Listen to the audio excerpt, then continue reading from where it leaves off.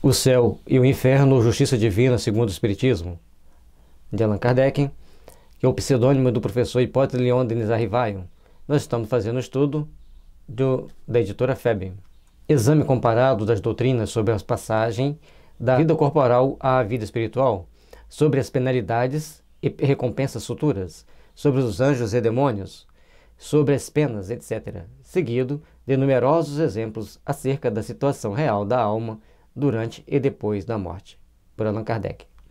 Por mim mesmo juro, disse o Senhor Deus, que não quero a morte do ímpio, senão que ele se converta, que deixe o mau caminho e que viva. Ezequiel capítulo 33, versículo 11.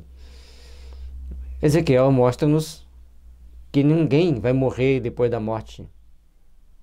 Por mais que as pessoas tentam falar, mas ninguém voltou do túmulo para contar. Para quem? Não voltou talvez para você, mas voltou para José, para Manuel, para Maria. E tem uma série de situações que a doutrina espírita mostra que após conversar com esses espíritos via mediunidade, vai tendo as informações necessárias para saber que existe a vida após a morte, como que ela é, como que os espíritos fizeram a sua passagem e assim por diante. Como meios e formas de nós procurarmos e conseguirmos entender as realizações e as reações da vida.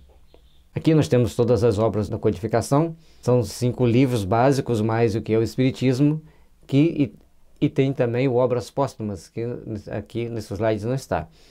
São livros importantes para a gente adquirir mais informações e procurar entender os mecanismos e os processos das comunicações mediúnicas e da vida no plano espiritual. Existe também uma coletânea de revistas do jornal O Consolador, que são coletâneas de revistas espíritas, são vários volumes, que vão fazer com que você enriqueça mais seus conhecimentos espirituais. No capítulo 11, da proibição de evocar os mortos. Só que mortos para os orientais é diferente de estar morto fisicamente. Mortos para os orientais é quando você não entende as regras da vida espiritual. Quando você não consegue compreender as normas da vida espiritual, aí é morto. Não importa se você está andando com o corpo ou se você está andando sem o corpo. Importa que se você não procura se interagir, se informar de como é a vida no plano espiritual, de que forma que a vida se manifesta no plano espiritual, para os orientais você é como se estivesse morto. A Igreja, de modo algum, nega a realidade das manifestações. Ao contrário, como vimos nas citações precedentes, admite-as totalmente, atribuindo-as à exclusiva intervenção dos demônios. É debalde invocar os espíritos como fazem alguns para justificar a sua interdição, visto que os evangelhos nada dizem a esse respeito. Tem lá no Velho Testamento, quando Moisés proíbe então de evocar os mortos, mas não de comunicar com os espíritos. E a diferença é que quando ia se comunicar com os mortos, as pessoas queriam determinadas informações de cunho pessoal. Quando ia conversar com os espíritos, era de alguma informação de cunho geral, para que esclarecesse o povo daquela época. É importante nós entendermos isso. E o próprio Jesus, quando ele sobe o Tabor, acompanhado de João Batista e Pedro, ele então chega lá, ele vê, aparece para eles, Moisés e Elias, conversam com eles, e das nuvens surge uma voz que diz: "Este é meu filho amado, a quem me comprazo." Ou seja, o próprio Jesus mostrou a reunião de materialização, a reunião de comunicação com os espíritos que estavam ali comunicando, e mais a transcomunicação, que é quando uma voz aparece, ou também chamada de voz direta, quando a voz aparece de algum lugar e se comunica diretamente sem a intervenção humana, sem a intervenção de um médium, explicitamente. É lógico que implicitamente tinha que ter um médium para provocar o fenômeno. É importante nós entendermos esses prismas, essas ideias, essas situações, para que a gente possa, então, compreender como funciona o mecanismo das comunicações espirituais. O supremo argumento que prevalece é a proibição de Moisés. A seguir, damos os termos nos quais se refere ao assunto, a mesma pastoral que citamos nos capítulos precedentes. Então, O Kardec ele pega os dados da Igreja Católica para mostrar para as pessoas que não existe proibição. Já no meio protestante existia proibição, mas não tinha textos explicitando, pegava-se passando basicamente culturalmente ou repetia-se aquilo que a Igreja Católica falava. Pelo que a gente entende, é por isso que ele não cita as partes da Igreja Reformada. E paradoxalmente, com os efeitos de hoje que a gente vê na nossa sociedade, os grandes colaboradores de Kardec eram protestantes. Eles sabiam da luta para desestabilizar e tirar o poder da Igreja Católica, então eles entendiam isso, sabiam disso, e ao verem da doutrina espírita uma força paralela que iria fortalecer ainda mais o movimento cristão, então eles se ajuntam, se agrupam. Tinha inclusive judeus que participaram também da codificação, alguns médiuns eram judeus, muitos eram protestantes, e também tinha os católicos. E a ideia do Kardec não era desestruturar as religiões, é mostrar como que as religiões poderiam ser elas mesmas e estudar o espiritismo. Essa era a ideia principal dele. Só que começou a partir de um determinado momento, não dá certo, porque algumas pessoas se sentiram ameaçadas pelos mais variados motivos dentro daquilo que eles criam, dentro daquilo que a doutrina espírita trazia. Por isso, veio a cisão, a separação entre eles. Não é permitido entreter relações com eles, os espíritos, seja imediatamente, seja por intermédio dos que se evocam e interrogam. A lei mosaica punia os gentios: não procureis os mágicos, diz o Levítico, nem procureis saber coisa alguma dos adivinhos, de maneira a vos contaminardes por meio deles. Então aqui está mostrando para a gente que Moisés punia os gentios.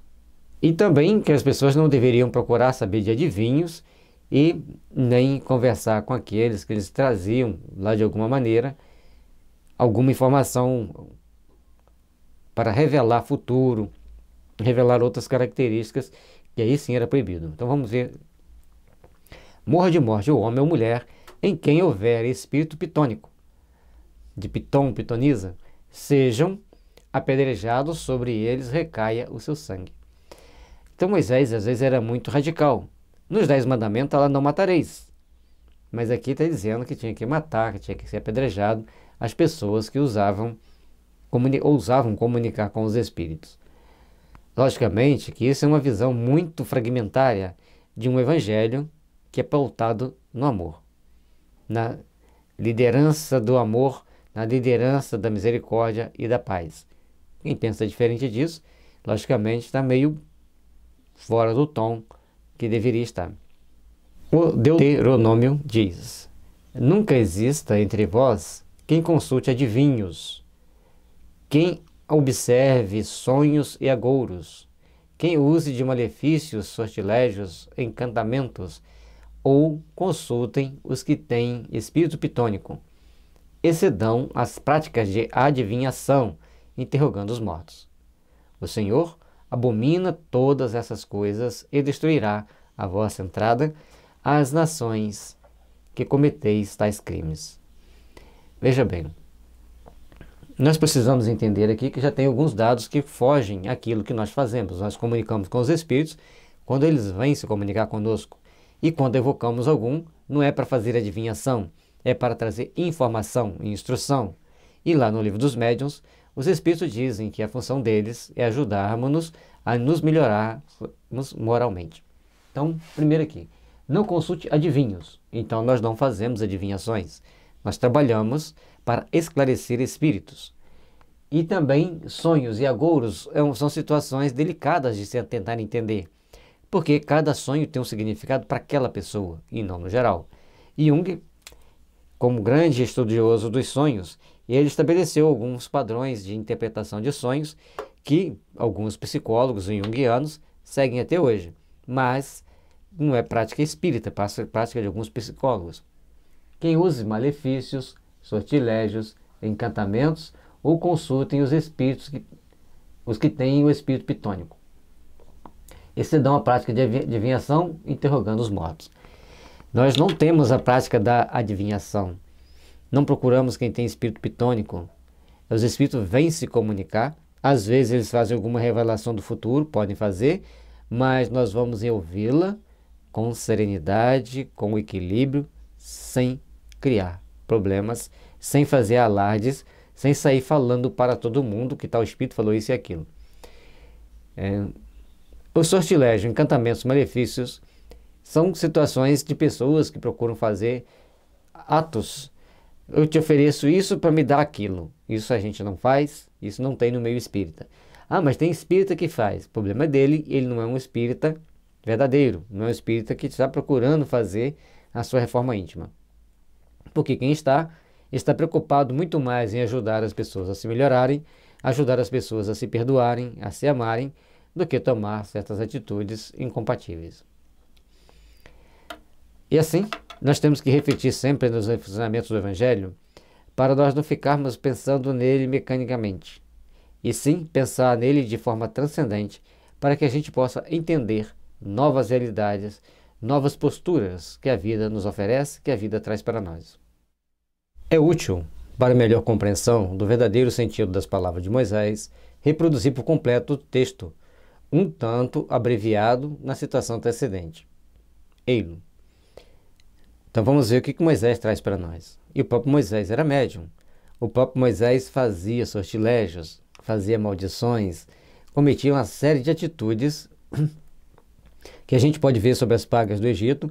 Ele, auxiliado por Pinehas e Arão, produziam aqueles efeitos físicos de vir aquelas pragas, aqueles problemas, aquelas pestes sobre o Egito. Inclusive ele manda matar um primogênito das famílias, porque Deus não vai matar criança. Quem faz isso são os homens. Não vos desvieis do vosso Deus para procurar mágicos. Não consultei os adivinhos e receai que vos contamineis dirigindo-vos a eles. Eu sou o Senhor, vosso Deus. Levítico, capítulo 19, versículo 31. Sempre que se procura uma informação mágica, aqueles adivinhos que vão trazer a resposta mágica, observe que ele fala para não se contaminar. Porque na maioria das vezes essas pessoas eles oferecem um filtro, ou outro tipo de veneno, para criar os problemas de saúde, para criar até mesmo para matar. Portanto, os adivinhos, os mágicos, esses eram pessoas, além de perigosas, também poderiam ser consideradas espiritualmente impuras, porque elas vendiam veneno. O homem ou a mulher que tiver espírito pitônico ou de adivinho, morra de morte. Serão apedrejados e o seu sangue recairá sobre eles. Também em Levítico, capítulo 20, versículo 27. Isso aqui é uma coisa bem complicada, porque espírito pitônico ou de adivinho, praticamente a mesma coisa, as pessoas têm que procurar ter bom senso. Na época que ele escreve isso aqui, as pessoas não tinham informação completa do que era o Evangelho, do que era ser médium, de se comunicar. E normalmente essas pessoas faziam por dinheiro, que isso realmente é proibido. Comunicar com os espíritos por dinheiro é uma situação extremamente delicada e perigosa. Quando houver desentrado na terra que o Senhor vosso Deus vos há de dar, guardai-vos, tomai cuidado em não imitar as abominações de tais povos. E entre vós ninguém haja que pretenda purificar filho ou filha, passando-os pelo fogo, que use de malefícios, sortilégios, encantamentos, que consulte os que têm o espírito de Pitom e se propõe a adivinhar, interrogando os mortos para saber a verdade. Ou seja, todas as regras que Moisés coloca aqui para que as pessoas não façam, o Espiritismo diz a mesma coisa: não faça isso aqui. Não é isso que é a doutrina espírita. Isso aqui é uma mediunidade que as pessoas usam, às vezes, até para explorar a credulidade alheia. Então, nós temos que saber que a mediunidade não é para produzir fenômenos, não é para produzir efeitos fantásticos. é simplesmente para ajudar as pessoas a se melhorarem, a crescerem e absorverem mais a luz do amor divino. O Senhor abomina todas essas coisas e exterminará todos esses povos à vossa entrada por causa dos crimes que têm cometido. Deuteronômio, capítulo 18, versículo 9, 10, 11 e 12. Aqui ele está mostrando para nós que todos esses perigos aqui têm consequências. E só que ele, em vez de esperar que as consequências viriam de Deus, eles achavam que eles deveriam ser a mão que ia levá-los à consequência de exterminá-los.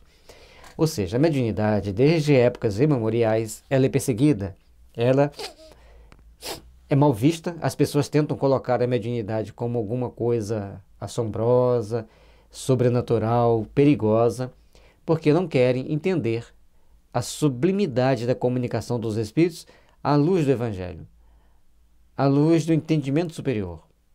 Por isso que entender sempre a doutrina espírita por um outro ângulo, por um outro nível, faz fazer tanta diferença. Se ficar só na interpretação nominal, acaba que as pessoas caem em uma série de processos e armadilhas devido à sua falta de entendimento daqueles textos sagrados, daqueles textos que lá estão, e alguns deles têm que ser bem avaliados, friamente avaliados, para não proferir sentenças ou dar explicações daquilo que é bem diferente do que a maioria de nós tenta mostrar como realidade. A vida espiritual é uma vida estuante de vida, mas tem os percalços. Tem aqueles espíritos que se perdem no labirinto das inconsequências de seus atos, e tem aqueles que aproveitam as oportunidades do bem para trabalharem, para edificarem. Que Jesus os abençoe, ilumine e nos dê força para prosseguirmos a nossa jornada. Se a lei de Moisés deve ser tão rigorosamente observada neste ponto, força que o seja igualmente em todos os outros. Porque seria ela boa no tocante às evocações e má em outras de suas partes? É preciso ser consequente. Desde que se reconhece que a lei mosaica não está mais de acordo com a nossa época e costumes, em dados casos, a mesma razão procede para a proibição de que tratamos. Ou seja, quando a pessoa vai estudar a lei de Moisés e fala, não, isso aqui não pode aplicar mais não, era só daquela época, agora isso aqui pode. Qual a lógica? Então nós temos que ter uma lógica de ação.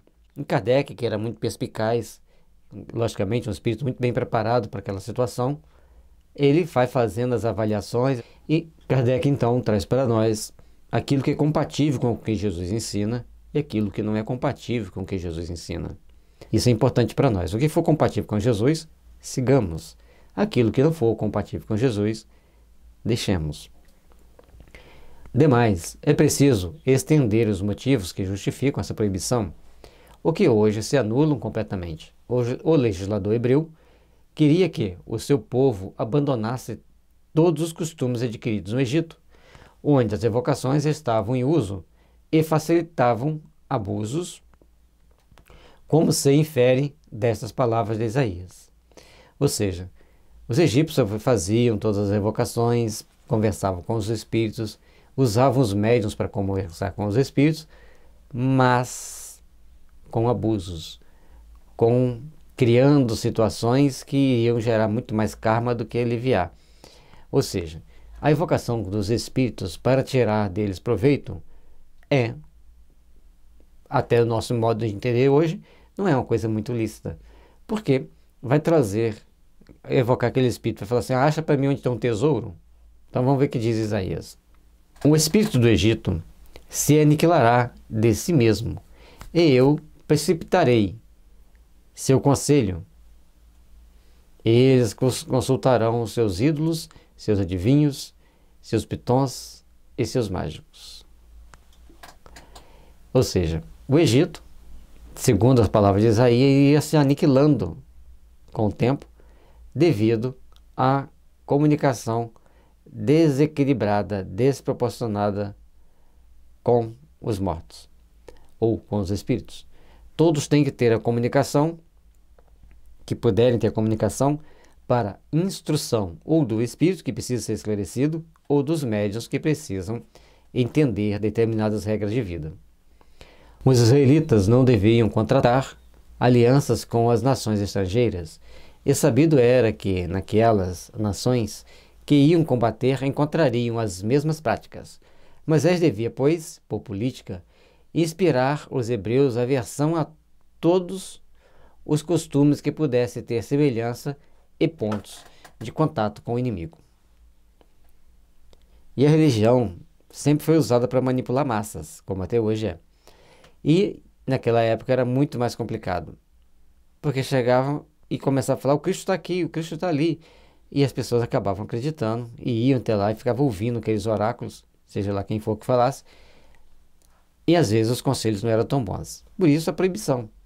Então vamos continuar nosso estudo, que ele vai trazer bastante informação para a gente nessa área. Para justificar a nossa aversão, preciso era que apresentasse tais práticas como reprovadas pelo próprio Deus. E está aí essas palavras: o Senhor abomina todas essas coisas e redundará a vossa chegada as nações que cometem tais crimes. Ou seja, ele já coloca o crime já nem só para aquela pessoa, mas também coloca para a nação. E se a nação deixa fazer ou incentiva, esses crimes ficam ainda maiores. Ou seja, nós temos que passar por um processo de autoeducação, de autoaprimoramento, para nos livrarmos das tentações que é e ser médium e comunicar com determinados espíritos que muitas das vezes não querem o bem nem do médium, nem de quem está consultando e nem das pessoas da comunidade em geral. Então, todo cuidado, todas as precauções. Portanto, estudar o livro dos médiuns vai mostrar onde é seguro, de que forma a reunião é segura. Porque somente com a reunião bem segura, espiritualmente falando, nós vamos conseguir trabalhar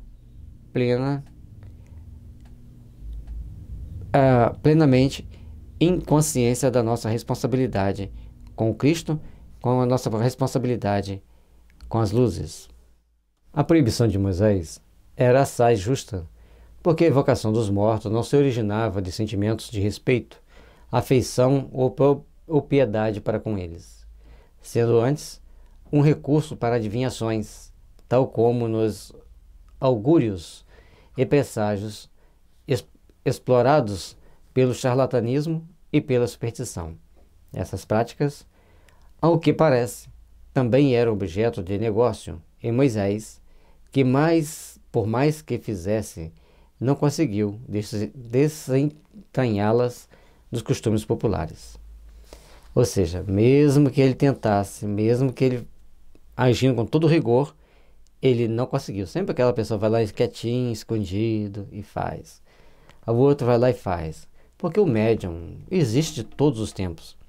E o médium, muitas das vezes, se ele não tiver bem educado, bem consciente das suas responsabilidades, para ele ter respeito pelos espíritos, ele vai aceitar e achar interessante ganhar uns trocadinhos com alguém que paga daqui, paga dali, ou outros só elogiam. Porque se a pessoa gostar muito de elogio, ele vai se sentir feliz ao ser elogiado pelas mensagens que eles passam. De todas as épocas, sempre existiu esse tipo de comunicação, sempre existiu esse tipo de manifestação. E também, de todas as épocas, existe aquele outro lado de tentar reprimir, de tentar condenar, de tentar ridicularizar, mas não conseguiram, nem Moisés conseguiu, nem depois conseguiram. As seguintes palavras do profeta justificam o acerto. Quando vos disseram: consultai mágicos e adivinhos que balbuciam encantamentos, respondei: não consulta cada povo ao seu Deus? E aos mortos se fala do que compete aos vivos? Então aqui já está mostrando, Isaías está mostrando para nós que temos que ter um cuidado com a manifestação. Que temos que ter cuidado com aquela ideia que se tenta vender a nós. Sou eu quem aponta a falsidade dos prodígios mágicos, quem enlouquece os que se propõem a adivinhar, quem transtorna o espírito dos sábios e confunde a sua ciência é vã. Capítulo 48, versículo 25. Em todas as épocas existiram esses espíritos que gostam de se passar por Deus, querendo fazer sua justiça. Logicamente que eles queriam tomar algumas atitudes, certos espíritos queriam tomar certas atitudes que se viam coibidos, porque as mensagens espirituais, então, poderiam atrapalhar o plano daqueles espíritos que queriam fazer maldade, queriam usar da mediunidade de forma indireta para provocar determinadas situações e ganhar fama e dinheiro. Porque a mediunidade é de todos os tempos, existem variados níveis de mediunidade, variados tipos de mediunidade. Que esses adivinhos, que estudam o céu, contemplam os astros e contam os meses para fazer predições, dizendo, revelar-vos o futuro, venham agora salvar-vos. Eles tornaram-se como a palha, e o fogo os devorou. Não puderam livrar suas almas do fogo ardente. Não restaram das chamas que despedirem, nem carvões que possam aquecer, nem fogo ao qual se possam sentar. As palavras do Antigo Testamento nós temos que prestar atenção porque elas fazem certos jogos. E na hora de traduzir não temos também certeza se foi traduzido coerentemente para os outros idiomas. Ah, mas a Bíblia é a palavra de Deus, mas quem foi traduzir foram os homens. E nem sempre eram pessoas bem intencionadas, nem sempre. Algumas, a grande maioria eram. Mas a hora que nós já temos uma tendência, na hora de traduzir, a gente adequa o texto às nossas tendências. Temos que prestar atenção nisso. Mas aqui faz muito mais uma série de maldições tão nociva à alma quanto aquilo que ele tenta coibir, que ele tenta proibir. É importante que nós entendamos que aqui ele está mostrando para nós que essas pessoas que se façam trabalhar por adivinho, que se façam trabalhar fazendo predições, lendo os astros, lendo o céu, elas também se enganam. Elas também cometem seus erros, elas cometem as suas falhas. E é por isso que nós temos que ter cuidado. As comunicações mediúnicas têm que ser com o fim que Kardec deu para elas. Que os espíritos se manifestam para serem instruídos ou para nos instruir dentro dos princípios cristãos, e a gente vai identificá-los pela escrita, pelo tom de voz. Mas o tom de voz e a escrita, quando o médium está iniciando, nós temos que perseverar na observação e não tomarmos atitudes estranhas e violentas. Como ele fala que as almas vai queimar no fogo ardente, ele está mostrando que aqueles que comercializam com os espíritos, depois da morte, vão estar em regiões infelizes, passando pelas consequências dos seus atos. Nenhum de nós vamos fugir aos parâmetros de uma realidade maior, de uma realidade que infunde em nós a responsabilidade de procurarmos agir e interagir com os espíritos bons e fazermos o possível para nos tornarmos bons e que as nossas mensagens sejam mais compatíveis com o Evangelho. Eis o que ficaram reduzidas todas essas coisas das quais vos tendes ocupado com tanto afinco. Os traficantes que convosco traficam desde a infância foram-se, cada qual ao seu lado, sem que um só deles se encontre que vos tire dos vossos males. Isso é importante, porque a pessoa que está lá comunicando com os espíritos, oferecendo mundos e fundos para poder receber o dinheiro, como que eles vão agir depois? Como que eles vão estar depois do plano espiritual? Cada um estar ao seu lado, cada um vai arcar com as suas consequências, vão arcar com as suas responsabilidades e terão que reaprender a viver, depois em outra encarnação, respeitando o sagrado. Neste último capítulo, Isaías dirige-se aos babilônios sobre a figura alegórica da Virgem, filha da Babilônia, a filha de Caldeus. Diz ele que os adivinhos não impedirão a ruína da monarquia. no seguinte capítulo, dirige-se diretamente aos israelitas. Agora, quando Isaías estava falando, ele falava inspirado pelos Espíritos ou incorporado pelos Espíritos? É outra questão importante, porque ele está fazendo predições, ele está fazendo maldições, ele não está tão isento de erro com aquilo que ele tenta defender, ele não está sendo tão coerente ao passar as mensagens, ao transcrevê-las de uma forma tão pesada, tipo um rogando praga ou tipo adivinhando o futuro. Vinde aqui, vós outros, filhos de uma agoureira, raça de um homem adúltero e de uma mulher prostituída. De quem vos rides vós?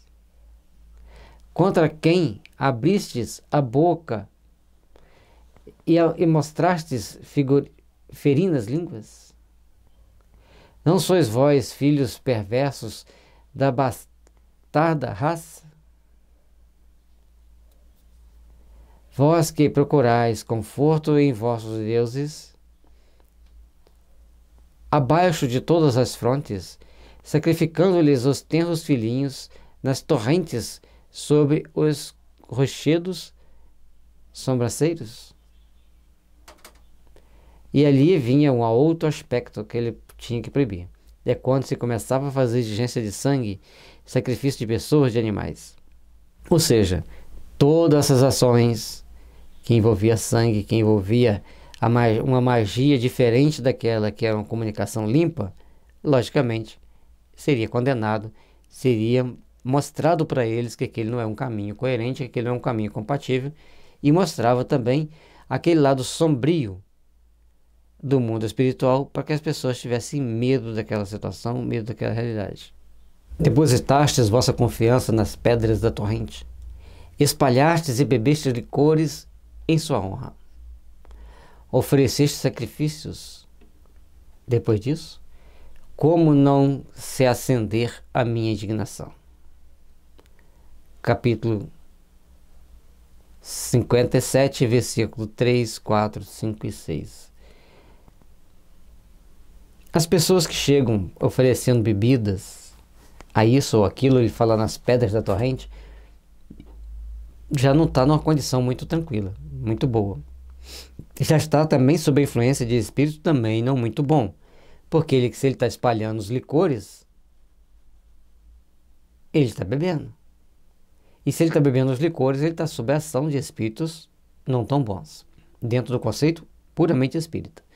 Por isso nós temos que saber que sacrifícios e outras coisitas mais que as pessoas oferecem aos chamados espíritos, antes falavam deuses, hoje aos espíritos, não é compatível com a nossa realidade transcendente da vida, quando os bons espíritos gostam de receber orações, de serem esclarecidos e de tomarem as ações de acordo com os desígnios do Pai.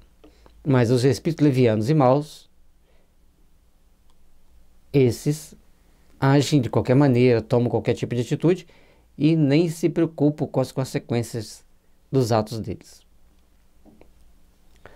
Essas palavras são inequívocas e provam claramente que neste tempo as evocações tinham por fim a adivinhação, ao mesmo tempo que constituíam comércio, associadas às práticas da magia e do sortilégio, acompanhadas até de sacrifícios humanos. Moisés tinha razão, portanto, proibindo tais coisas e afirmando que Deus as abominava. Sempre vai se colocar para as pessoas que Deus abomina tal coisa. E ali eles vão se retrair, porque ninguém quer ficar no inferno. Todo mundo quer ir para o céu. E se você quer ir para o céu, você não pode fazer aquilo que contraria a vontade de Deus, não pode fazer aquilo que contraria os desígnios de Deus colocados para nós no Evangelho, principalmente no Evangelho de Jesus, quando nós temos o norte a seguir, temos os parâmetros a seguir. Mas naquela época nem tinha Jesus, mas tinha os profetas, que alertavam as pessoas dos cuidados que eles tinham que ter. E Kardec aqui traz para nós a importância de entendermos que não se deve comercializar com os espíritos e também saber que o ato mediúnico é uma coisa sagrada, que deve ser respeitada, que deve ser ajudados, quem precisa de ajuda, para que consigamos criar um mundo mais salvo, mais pacífico, mais cheio de paz, de amor, de fraternidade. Essas práticas supersticiosas perpetuam-se até a Idade Média, mas hoje a razão predomina, ao mesmo tempo que o Espiritismo veio mostrar o fim exclusivamente moral, consolador e religioso das relações de além-túmulo. As práticas supersticiosas que foram acontecendo até a Idade Média foram perseguidas e continuaram sendo usadas, continuaram sendo adotadas, e eram perseguidas, eram usadas e adotadas. Ou seja, a doutrina espírita veio desmascarar aquela parte mística e trazer a parte transcendente, objetiva, que vai nos dar meios de conseguirmos agir em prol de uma sociedade mais justa e de uma coletividade mais segura, com mais harmonia em seus corações, que é estudando o livro dos médiuns, praticando e tomando conta, claro. Uma vez, porém, que os espíritas não sacrificam criancinhas nem fazem libações para honrar deuses, uma vez que não interrogam astros mortos e agruras para adivinhar seu futuro, sabiamente velada aos homens, uma vez que repudiam traficar com a faculdade de comunicar com os espíritos. Então,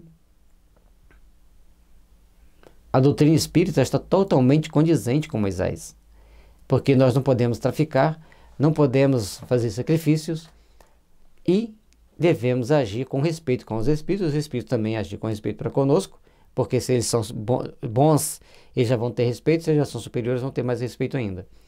E ali nós vamos começar então a estabelecer os nossos planos de ações e as nossas metas a cumprir, para o bem, para o amor, para a fraternidade. A base da caridade é a base do entendimento e do esclarecimento. Uma vez que os não move a curiosidade nem a cupidez, mas um sentimento de piedade, um desejo de instruir-se e melhorar-se, aliviando as almas sofredoras, uma vez que assim é, porque o é a proibição de Moisés, não lhes pode ser extensiva. Trabalhando exclusivamente para implantar o bem nos corações humanos, trabalhando exclusivamente para que o bem possa crescer e se fortalecer nos corações humanos, a doutrina espírita, ela vem aperfeiçoar aquilo que Moisés falou. Como tudo na vida passa pelo aperfeiçoamento, a parte mediúnica, nós temos o livro dos médiuns, e já tem estudo aí na internet, você coloca GELS, tracinho livro dos médiuns, tracinho PL, vai vir a lista de vídeos do livro dos médiuns, onde você vai estar vendo como e de que forma você deve portar-se numa reunião mediúnica. Que com respeito, com concentração, com amor e fazendo, logicamente, as boas ações progredirem nos corações humanos. Se os que clamam injustamente contra os espíritas se aprofundassem mais no sentido das palavras bíblicas, reconheceriam que nada existe de análogo nos princípios do espiritismo com o que se passava entre os hebreus. Não evocamos por dinheiro, não evocamos para ganhar dinheiro, não temos o trabalho de pitonistas ou de pitons para passar a resposta para a gente. Ou seja, nós estamos trabalhando em prol do nosso aperfeiçoamento, da nossa melhoria e de adquirir um conhecimento que ele vai vir agregar valores a nós e virá somar valores a nós. A verdade é que o Espiritismo condena tudo que motivou a interdição de Moisés. Mas os seus adversários, no afã de encontrar argumentos que rebatam as novas ideias, nem se apercebem que tais argumentos são negativos, por serem completamente falsos. Então, se nós temos que procurar entender a forma com que Moisés estava falando, era mostrando para as pessoas que aquilo era perigoso. E ali não era uma hora para brincar. Não podia se dialogar com os espíritos de curiosidade, mas somente fazer o trabalho de autoesclarecimento e de procurar também esclarecer aqueles que estão ao redor da gente, ou aqueles espíritos que estão circulando em torno de nós. Porque muitas das vezes esses espíritos são muito mais carentes de serem ajudados do que se imagina. E Moisés, com todo esse argumento de proibir, ele veio nos dar força, mostrando que a gente está no caminho certo, que nós devemos agir dessa forma e devemos reconstruir intimamente as nossas forças espirituais para que fujamos de qualquer tentativa de comercializar com a doutrina espírita. A lei civil contemporânea pune todos os abusos que Moisés tinha em vista reprimir. Então, a própria lei, se você vai agir de forma charlatã, ela vai se arcar perante a lei dos homens e perante a lei de Deus. Por isso, nós temos que estar sempre atentos para não sairmos prometendo, não sairmos querendo que as pessoas tomem atitude A, B e C, simplesmente porque nós achamos melhor, porque o Espírito falou que é melhor. Mas esclarecer a todos sobre os princípios básicos da doutrina espírita e ver, mostrando a lógica que se deve seguir. Contudo, se ele pronunciou a pena última contra os delinquentes, é porque ele falecia meios brandos para governar um povo tão indisciplinado. Esta pena, ao demais, era muito prodigalizada na legislação mosaica, pois não havia muito onde escolher os meios de repressão. Sem prisões, nem casas de correção no deserto, Moisés não podia graduar a penalidade, como se faz nos nossos dias. Você imagina caminhando lá naquele deserto, cada dia estava num local diferente, que eles estavam sempre andando, até tentar chegar na chamada Terra Prometida. Eles vão passando por vários caminhos, várias situações, e Moisés está lá tentando educar o povo, e o povo querendo voltar para o Egito, porque o Egito era mais tranquilo, que nem todo mundo que estava indo ali com Moisés concordava com o que ele estava fazendo. Ou seja, e além do mais, tinha que abandonar determinados hábitos adquiridos, que eram tão prazerosos, tão confiáveis, tão rentáveis. Então, um grupo de situações, um conjunto de situações, foi sendo criada adversa a Moisés. E para que ele mantivesse o povo unido e com respeito para continuar seguindo até a chamada Terra Prometida, ele tinha que impor regras extremamente rígidas. Porque o povo naquela época era naturalmente turbulento, brigão e indisciplinado. Se até hoje ainda somos assim, imagine 2.500 anos atrás, quase 3.000 anos atrás. Além de que o seu povo não era de natureza a atemorizar-se com penas puramente disciplinares. Carecem, portanto, de razão os que se apoiam na severidade do castigo para provar o grau de culpabilidade da evocação dos mortos. Cultivaria, ou melhor, conviria, por consideração à lei de Moisés, manter a pena capital em todos os casos nos quais ele a prescrevia? Aqueles que acham que deve punir as pessoas com a pena capital por comunicar com os espíritos, por comunicar com os mortos, e em outras coisitas que ele pregava também a punição severa, deveria manter? Ou essa agrada-nos menos mais cair no esquecimento? Cada um de nós adotamos um padrão de raciocínio, um padrão de ação. E é esse cada um de nós que vai definir como vamos estar, como vamos conquistar o nosso futuro, o nosso amanhã. Por que então reviver com tanta insistência esse artigo? silenciando ao mesmo tempo o princípio do capítulo que proíbe aos sacerdotes a posse de bens terrenos e partilhar de qualquer herança, porque o Senhor é a própria herança. Deuteronômio, capítulo 28, versículo 1 e 2. Cada um tenta adaptar a lei, as regras, a sua própria conduta, a sua própria ação. Por isso, tantas discórdias no mundo, tantas regras e poucas são cumpridas. Porque as pessoas são naturalmente turbulentas, naturalmente gostam de criar problemas. E é necessário que aprendam a viver bem, que aprendam a viver em paz, que aprendam a reconstruir-se intimamente. Porque o nosso amanhã depende muito do hoje. Há duas partes distintas na lei de Moisés. A lei de Deus, propriamente dita, promulgada no Monte Sinai, e a lei civil ou disciplinar, apropriada aos costumes e caráter do povo.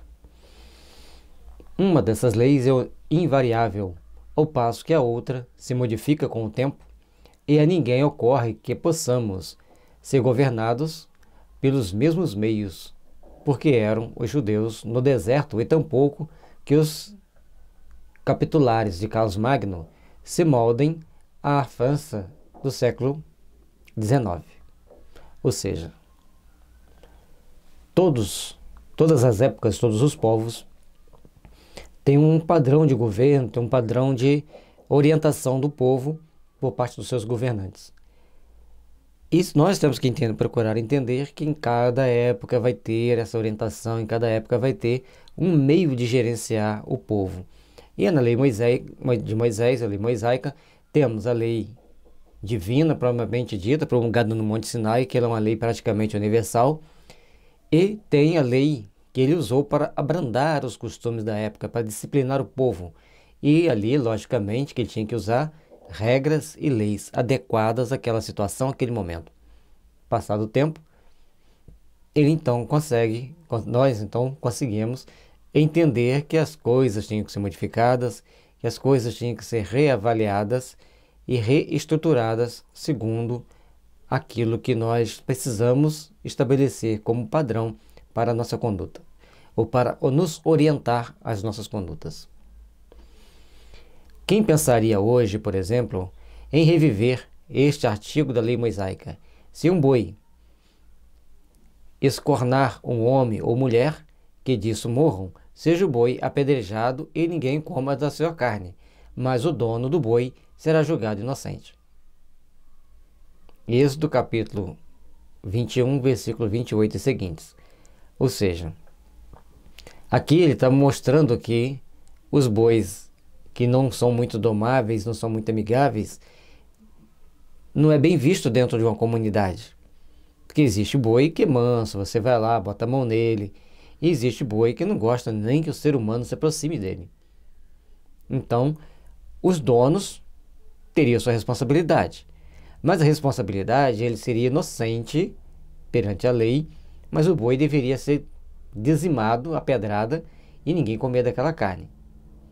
Ou seja, se o seu boi ainda está muito indômato, está muito feroz, você não conseguiu dominar ele, amansá-lo, é melhor que você mate ele antes para comer, do que esperar que ele dê uma chifrada em alguém para que aconteça, você tem que jogar ele fora. Ou seja, a lei ia sendo colocando para as pessoas, para eles ponderarem.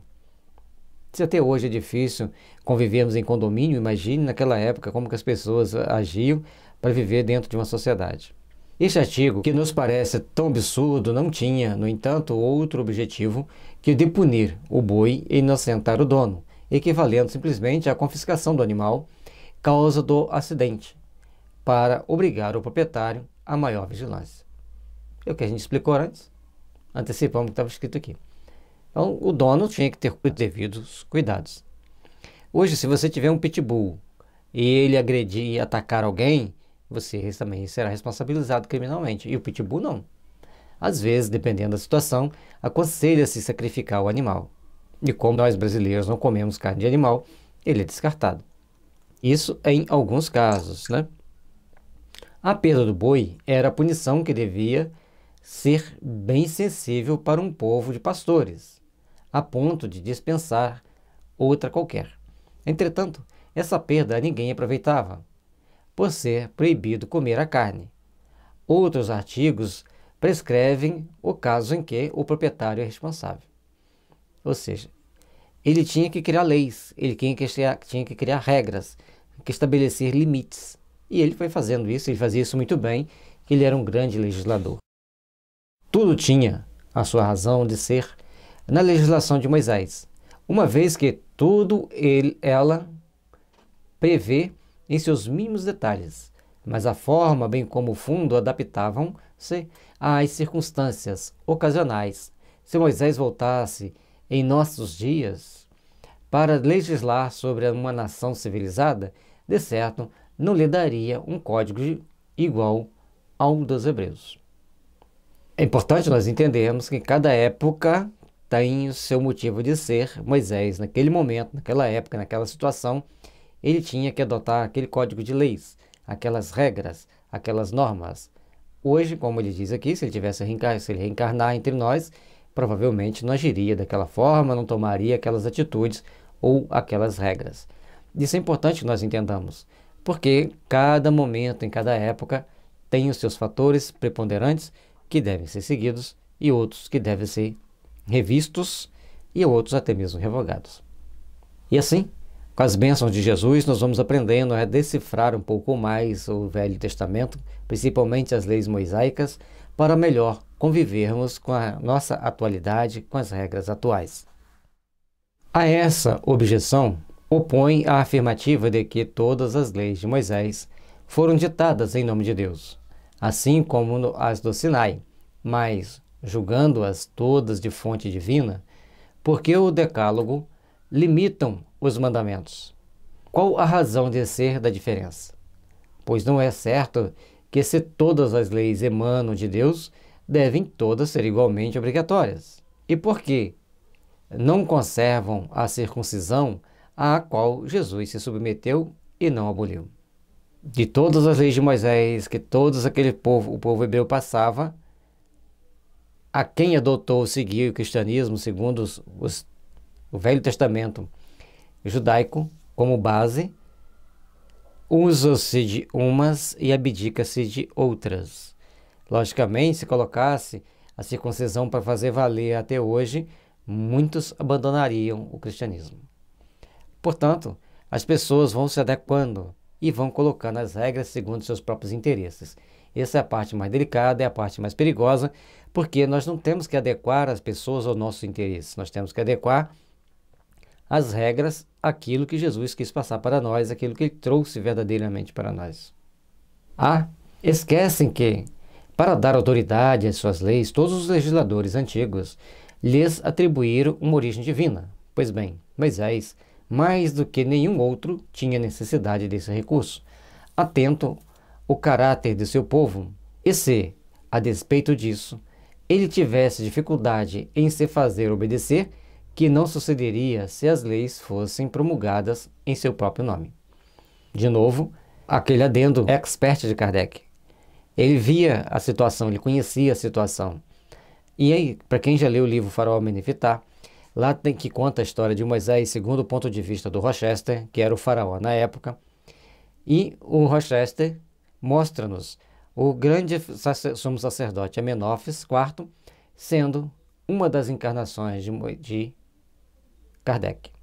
E Kardec, então, tendo sido esse sacerdote egípcio, lógico, conviveu com Moisés, foi o professor de Moisés, ninguém mais para falar com propriedade sobre aquilo que Moisés imprimiu na cabeça do povo e como que ele agia, como que ele tomava as ações. Portanto, quando Kardec faz as colocações, ele fala com bastante propriedade, porque há 3.000 anos atrás ele estava lá como sumo sacerdote e tinha sido professor de Moisés e de Pinehas, que mais tarde vai ser Alcebíades, Saul, Agamenon, Tibério, Luís XI e tantos outros personagens da história também.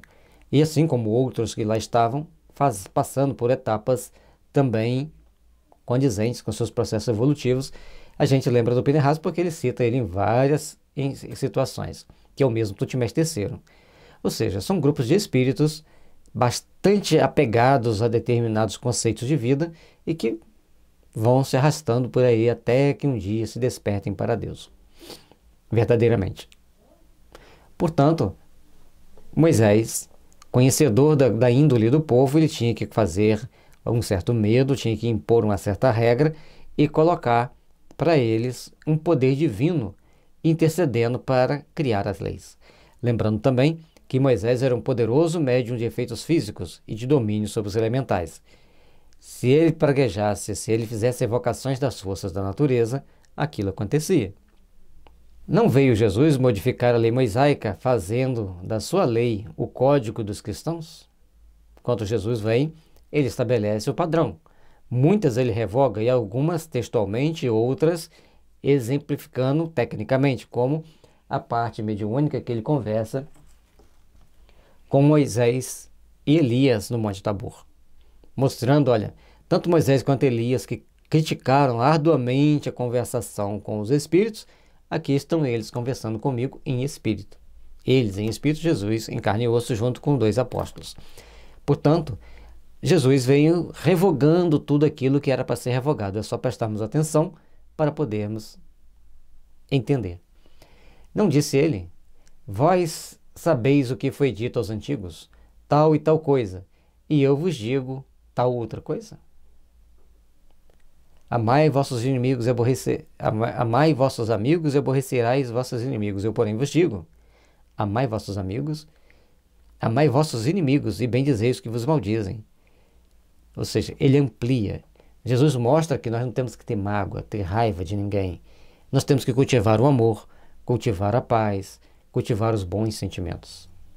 Entretanto, Jesus não proscreveu, antes sancionou a lei do Sinai, da qual toda a sua doutrina moral é um desdobramento. Ora, Jesus nunca aludiu, em parte alguma, à proibição de evocar os mortos, quando este era um assunto bastante grave para ser omitido nas suas prédicas, normalmente tendo ele tratado de outros assuntos secundários. A evocação dos mortos, a comunicação com os espíritos, não só ele não citou condenando, como ele conversa com os espíritos em 2 oportunidades, mostrando para nós que era permitido conversar com os espíritos, era possível conversar com os espíritos, e muitas das vezes é até necessário. E assim, compreendendo cada vez mais as etapas importantes do Evangelho, para que nós possamos compreender que o céu e o inferno são faces de uma mesma moeda, ou seja, dependendo das nossas condutas, das nossas ações, nós vamos estar no céu ou no inferno. Mas ambas as portas estão abertas para sairmos e restabelecermos novos padrões evolutivos para alcançarmos a verdadeira paz ao longo da nossa existência. Finalmente, convém saber se a Igreja Católica coloca a lei mosaica acima da evangélica, ou por outra, se é mais judia que cristã. Convém também notar que, de todas as religiões, precisamente a judia é que faz menos oposição ao espiritismo, porquanto não invoca a lei de Moisés contrária às relações com os mortos, como fazem as seitas cristãs. É interessante observar isso, porque os judeus eles sabem que existe a comunicação com os espíritos, eles sabem que existe a reencarnação, eles estudam sobre isso. Está previsto no Velho Testamento como no Novo. E um grande exemplo da questão da reencarnação é quando Jesus vai conversar com o obsediado de Gadara, com aquele jovem gadareno. Então, quando ele conversa com ele, fala que temos nós contigo, Jesus, nosso Senhor, Filho de Deus. Aí, Jesus conversa com ele e ele pergunta o nome, ele fala que são uma legião, porque eles são muitos. Jesus exorta aqueles espíritos a deixá-lo e aqueles espíritos saem correndo, entram em porcos e caem na água. Entrar em porcos e cair na água significa reencarnar em pessoas de má vida. Cair na água é renascer. Entrar em porcos é reencarnar em pessoas de má vida. E, para os hebreus, pessoas de má vida eram aqueles que viviam às margens da sociedade. Mas, na má vida, num contexto mais amplo, é todos aqueles que não cumprem bem a lei. Mas temos ainda outra contradição. Se Moisés proibiu evocar os mortos, é que eles podiam vir, pois do contrário, inútil fora a proibição. Olha que interessante. o detalhe, a sutileza que Kardec conseguiu pegar. Se ele proíbe, é porque era possível. E se era possível evocar, é porque eles podiam vir. Ora, se os mortos podiam vir naqueles tempos, também podem hoje. Óbvio. As regras são iguais no mundo espiritual desde sempre. E se são espíritos de mortos os que vêm, não são exclusivamente demônios. Demais, Moisés, de modo algum, fala nesses últimos.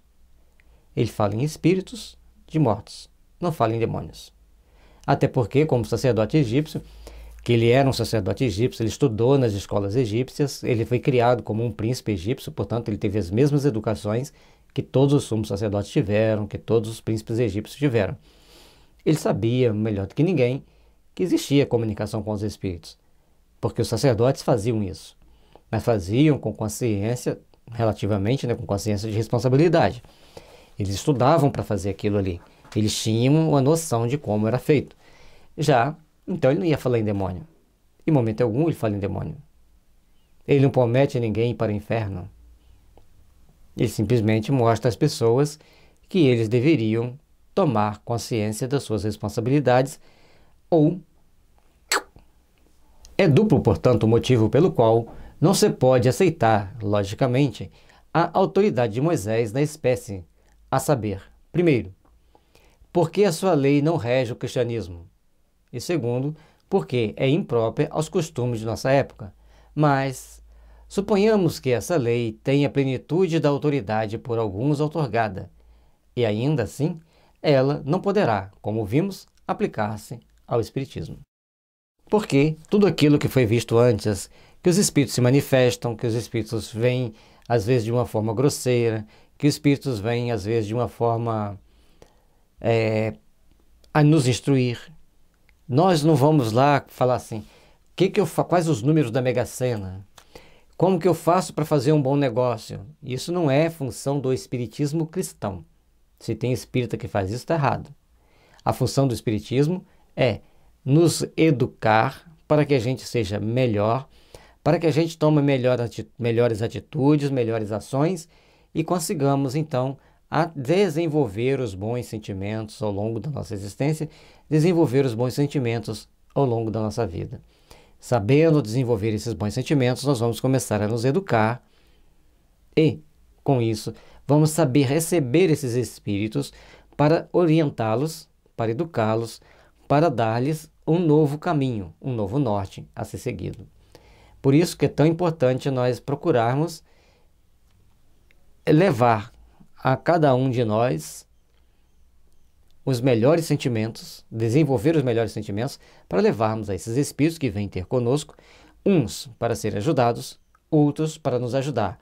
Mas os nossos melhores sentimentos têm que estar íntegros nessa situação. É verdade que a proibição de Moisés abrange a interrogação dos mortos, porém, de modo secundário, como acessória às práticas da feitiçaria. Você vai perguntar, como que eu posso enganar fulano, como que eu posso enganar fulana? É para fazer feitiçaria, para fazer maldade, para prejudicar. Agora, se você pergunta como o melhor meio de eu me corrigir moralmente para chegar ao Pai, é a função dos espíritos nos ajudar. Porque todos eles vão estar reencarnados. E quando nós desencarnarmos, eles irão se recorrer a nós para orientá-los o caminho a seguir.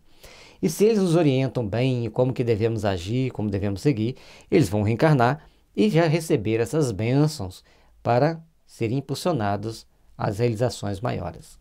Ou seja, todos nós só temos a ganhar quando desempenhamos bem a nossa função de auxiliarmos-nos mutuamente para o crescimento espiritual, para o aprimoramento de nossos sentimentos. O próprio vocábulo interrogação, junto aos de adivinho e agoureiro, prova que, entre os hebreus, as evocações eram um meio de adivinhar.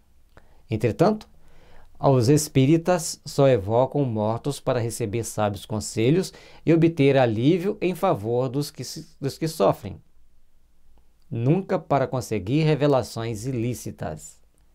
As informações dos espíritos são sempre voltadas para o trabalho de refazimento, para o trabalho de instrução, de melhoria nossa e dos espíritos que estão em torno de nós. Todos precisamos de passar por esse processo de melhoria, esse processo de aperfeiçoamento, e é essa a função dos espíritos e dos espíritas que vão dialogar com os espíritos.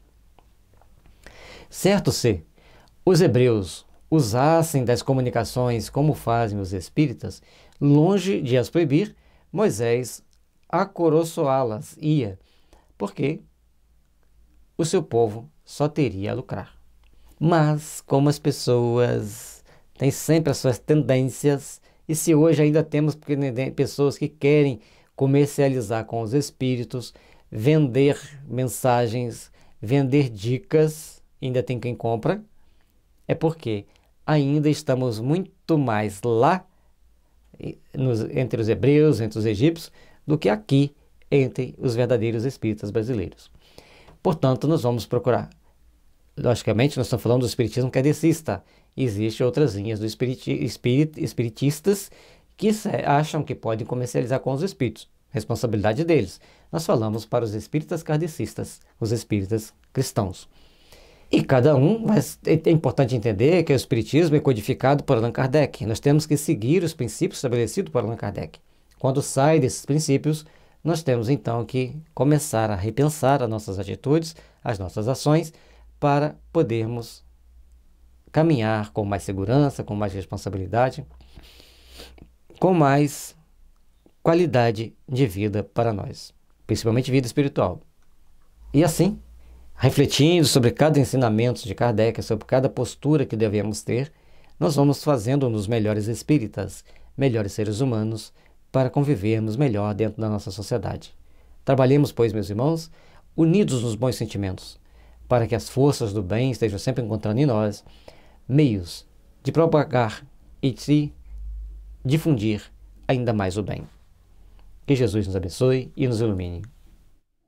É certo que alguns críticos, jucundos ou mal intencionados, têm descrito as reuniões espíritas como as assembleias de nigromantes ou feiticeiros e os médiuns como astrólogos e ciganos. Isto porque talvez quaisquer charlatães tenham afeiçoado tais nomes às suas práticas, que o espiritismo não pode, aliás, aprovar. Lembre-se, gente, não use o nome espiritismo para práticas paralelas, contrárias àquilo que Kardec trouxe para nós. Respeitamos, logicamente, todas as manifestações espiritualistas, sim, mas aquelas que não seguem os preceitos estabelecidos por Kardec não podem ser kardecistas, seja o nome que for, embora mereçam o nosso respeito. Porque todos nós temos que passar por certas experiências para tomarmos consciência. E longe estamos aqui de ditar regras, apenas fazemos observar e procuramos entender o que Kardec trouxe para nós, a forma com que ele trouxe para nós procurarmos, então, perceber e nos apercebendo da situação que ele está trazendo para nós, a gente ver qual a melhor forma de agir, qual a melhor forma de construir uma manhã de luz e de paz intimamente. E assim, entendemos com Kardec que o melhor meio é sermos o mais limpos possíveis das influências seculares, de magia e de outras coisas parecidas. Vamos manter a doutrina espírita pura. Em compensação, há também muita gente que faz justiça, só um detalhe aqui que tem que importante. Portanto, quando as pessoas estiverem tomando essas atitudes que aqui estão, não são espíritas. São espiritistas, mas espíritas kardecistas cristãos não são. Em compensação, há também muita gente que faz justiça e testemunho o caráter essencialmente moral e grave das reuniões sérias. Além disso, a doutrina, em livros ao alcance de todo mundo, protesta bem alto contra os abusos, para que a calúnia recaia sobre quem merece. Trabalhemos, pois, com entendimento, trabalhemos, pois, com discernimento, para tomarmos as nossas ações e as nossas atitudes segundo os preceitos estabelecidos por Kardec, segundo os preceitos estabelecidos que nos mostra a responsabilidade que temos de fazermos o melhor, de trabalharmos da melhor forma possível para edificarmos as forças do bem onde quer que estivermos. Jesus, veio ao mundo trazer uma doutrina que tinha por base Moisés. Kardec trouxe para nós o esclarecimento de Moisés, o esclarecimento de Jesus, deixando-as por base para discernirmos e procurarmos seguir com responsabilidade, porque nós, como espíritos imortais, vamos construir e edificar os nossos amanhãs segundo os nossos atos de hoje. E assim, melhorando a cada dia, a cada passo, para nós alcançarmos uma melhor condição evolutiva, seremos, certamente, espíritos melhores, quando nos dispusermos a fazermos realmente o bem, verdadeiramente o bem. A invocação, dizem, é uma falta de consideração para com os mortos cujas cinzas devem ser respeitadas. Mas quem é que diz tal? São os antagonistas de dois campos opostos, isto é, os incrédulos, que nas almas não creem, e os crédulos, que pretendem que só os demônios e não as almas podem vir. Duas ações bem descompensadas, bem descompassadas, porque cada um quer ter a sua verdade, cada um quer impor a sua verdade, e a doutrina espírita não é uma doutrina que se impõe a verdade, é uma doutrina que nós procuramos estudar e compreender a verdade segundo os princípios estabelecidos pela própria codificação, que, como já dissemos, elas são estabelecidas e entendidas a partir de Moisés e Jesus. Então, a primeira revelação com Moisés, a segunda com Jesus e a terceira com Kardec estão entrelaçadas. Nós não vamos entender a doutrina espírita sem entender Moisés, sem entender Jesus. Portanto, estudar Kardec é melhor compreender Jesus, é melhor compreender Moisés e melhor compreender a nós mesmos, a sociedade em que estamos inseridos, e procurarmos agir para a edificação do bem onde estivermos. Portanto, meus irmãos, minhas irmãs, trabalhemos intimamente para nos aperfeiçoar o sentimento, para que a gente tenha até uma colinha aqui. Sentimento, pensamento, emoções, palavras e ações estejam sempre condizentes com o Evangelho de Jesus para conseguirmos ter uma boa sintonia e educarmos a nossa mente, as nossas emoções e principalmente termos boas intuições, desenvolvermos um bom intelecto e termos as boas inspirações. A vida é sempre para nós um grande depositário de luz e nós estaremos recebendo essa luz à medida que vamos afinando a nossa sintonia espiritual com as forças do bem para termos boas intuições, boas inspirações e, logicamente, purificar e desenvolver um bom intelecto. Controle sua mente, eduque os seus conflitos, evangelize seus sentimentos. Temos que colocar essa tríade de informações em prática o tempo todo para que a gente possa conseguir caminhar no sentido evolutivo com amor e paz no nosso coração. Quando a evocação é feita com recolhimento e religiosamente, quando os espíritos são chamados, não por curiosidade, mas por um sentimento de afeição e simpatia, com desejo sincero de instrução e progresso, não vemos nada de irreverente em apelar-se para as pessoas mortas como se fizera com os vivos. Se você está chamando ele pelo seu avô, por exemplo, com respeito, a partir de uma oração pedindo a Deus a permissão dele vir e trabalhando intimamente para se fortalecer no bem, você vai estar construindo intimamente as forças que nos conduzirão para as realizações superiores da alma. Cada um de nós estamos envolvidos e imbuídos de fazermos uma parte do nosso trabalho. E essa parte tem que ser bem feita. Procuremos, então, desenvolver o sentimento de afeição e simpatia por aqueles que estão ao nosso redor, por aqueles que se aproximam de nós, por aqueles que vêm até nós para o trabalho de aprendizado, de aperfeiçoamento e de melhoria dos nossos sentimentos.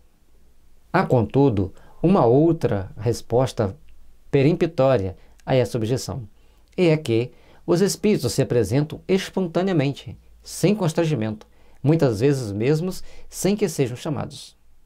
O médium está lá e o espírito chega. Assim acontece, naturalmente.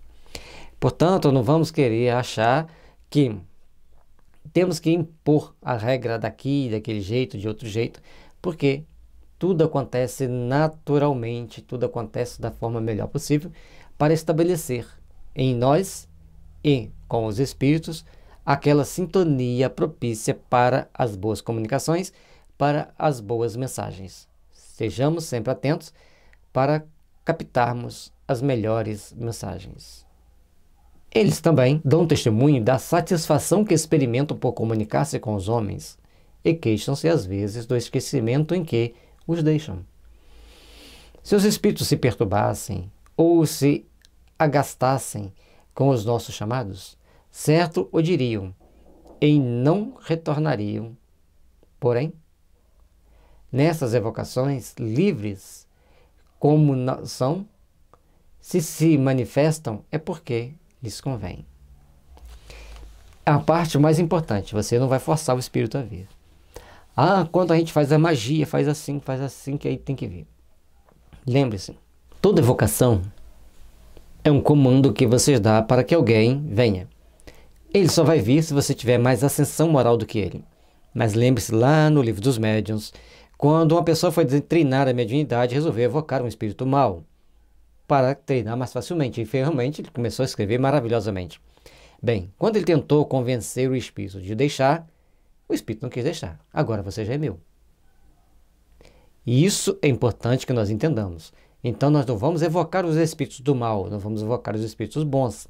Nós vamos pedir a ajuda dos nossos protetores, dos nossos amigos espirituais, para que tenhamos a plena possibilidade de estarmos em contato com eles e podermos conviver bem com eles e eles conosco.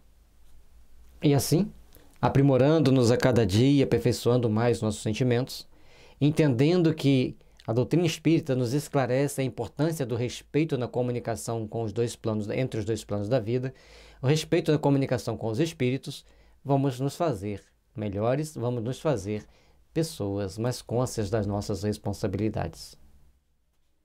Ainda uma outra razão é alegada. As almas permanecem na morada que a justiça divina lhes designa, o que equivale dizer no céu ou no inferno. Assim, as que estão no inferno, de lá não podem sair, posto que para tanto a mais ampla liberdade seja otorgada aos demônios. O paradoxo dos ensinamentos que, muitas das vezes, a gente para e pensa, mas por quê? E as pessoas não conseguem explicar. Acha que o demônio está livre para andar para todos os lados, mas os anjos e os bons espíritos não podem vir comunicar com os homens. Apenas com pessoas que as autoridades eclesiásticas elegem, esse pode, aquele não pode. Só que as leis de afinidade espiritual não passam pelo crivo das autoridades eclesiásticas aqui da Terra. São respeitáveis, é lógico, para quem segue aquelas religiões, segue aquelas doutrinas. Mas para nós que já compreendemos as difíceis e intrincadas relações que existem com o mundo espiritual, nós precisamos de entender que nós temos responsabilidades, nós temos atitudes que devem ser tomadas segundo as nossas necessidades de aprimorar nosso processo evolutivo, de aprimorar nossos ideais de amor. Portanto, os espíritos vão se comunicar de acordo com a sua condição espiritual, passando o conhecimento e a informação do estado dele. As do céu, inteiramente entregues às suas beatitudes, estão muito superiores aos mortais para deles se ocuparem, e não bastantemente felizes para não voltarem a esta terra de misérias, no interesse de parentes e amigos que aqui deixassem. Essas almas podem ser comparadas aos nabados que dos pobres desviam a vista com receio de perturbar a digestão. Ou seja, as pessoas já colocam os preconceitos dentro da religião e às vezes depois querem que os seus religiosos não sejam preconceituosos. Se você coloca que os espíritos bons, os espíritos superiores estão no céu curtindo o seu bem-estar e o pobre ser humano está aqui só à mercê do demônio, você está dizendo assim, dane-se, eu não tenho que me importar com ninguém. Isso é muito ruim, porque nós estamos aqui para aprendermos a conviver uns com os outros, a aprender a ajudar uns aos outros, para podermos então sermos realmente bons e seguidores do Evangelho, seguidores de Deus. Trabalhemos, pois, meus irmãos, minhas irmãs, no sentimento de melhoria íntima, de refazimento interior, Domar nossos sentimentos inferiores é o ponto básico e mais importante para nós seguirmos em frente. Portanto, todo preconceito deve ser combatido e não fortalecido por conceitos abstratos ou concretos que levam as pessoas a acharem-se melhores do que os outros. Todos nós precisamos, então, aprender a trabalhar intimamente nossos sentimentos para sermos aqueles que colaboram, para sermos aqueles que ajudam. Mas, se assim fora, essas almas se mostrariam pouco dignas da suprema bem-aventurança, transformando-se em padrão de egoísmo. Veja bem, os anjos e os espíritos superiores nada fazem pelo ser humano, eles ficam lá contemplando a beleza de Deus. Como se Deus fosse alguém muito exótico para querer que as pessoas ficassem lá, Deus eu te amo, Deus eu te amo. Não é por aí. Deus é um ser sumamente bom, justo e misericordioso que opera constantemente. E nós não entendemos como que ele opera. Sabemos apenas que ele governa todas as galáxias, todos os planetas, todas as estrelas, todos os sóis, estão todos envolvidos pelo magnetismo de Deus e mantém seus movimentos harmônicos segundo a vontade de Deus. Logicamente que estrelas e sóis são a mesma coisa. Sol é o nome da nossa estrela. Apenas, às vezes, usamos as duas palavras para ser mais didático, para que as pessoas possam entender o universo de uma forma mais ampla. Restam ainda as almas do purgatório, porém, estas, sofredoras como devem ser, antes que de outra coisa devem cuidar da sua salvação. Desse modo, não podendo nenhumas nem outras almas corresponder ao nosso apelo. Somente o demônio se apresenta em seu lugar. É muita tendenciosidade para o meu gosto. Não dá nem para comentar muito, porque a pessoa achar que só o demônio vai se comunicar e os bons vão ficar lá na beatitude do céu. As almas do purgatório lá tentando se salvar a todo custo. E os outros do inferno lá no inferno e o demônio se deleitando. E Deus, onde fica? Como fica Deus nessa história? A gente tem que começar a pensar num Deus bom, justo, misericordioso, que nos oferece as oportunidades sagradas de trabalharmos intimamente para melhor realizarmos as forças do bem em nossos corações. Então, é o caso de dizer, se as almas não podem vir, não há de que recear pela perturbação do seu repouso. Se elas não podem vir, como que vai perturbar o repouso delas? Vai continuar lá no repouso. Só, gente, que as almas, conforme nós vamos ver agora na segunda parte, que vai começar agora a pouco, não tem almas em repouso. Tem almas trabalhando assiduamente para o bem. Entendam isso. Ou para o mal. Que Jesus nos abençoe, nos ilumine e amplie nosso entendimento, a nossa capacidade de compreender a vida, compreender Deus e seus magníficos ensinamentos.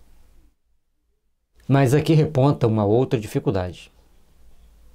Se as almas bem-aventuradas não podem deixar a mansão gloriosa para socorrer os mortais, por que invoca a Igreja a assistência dos santos, que devem fruir ainda maior soma de beatitude?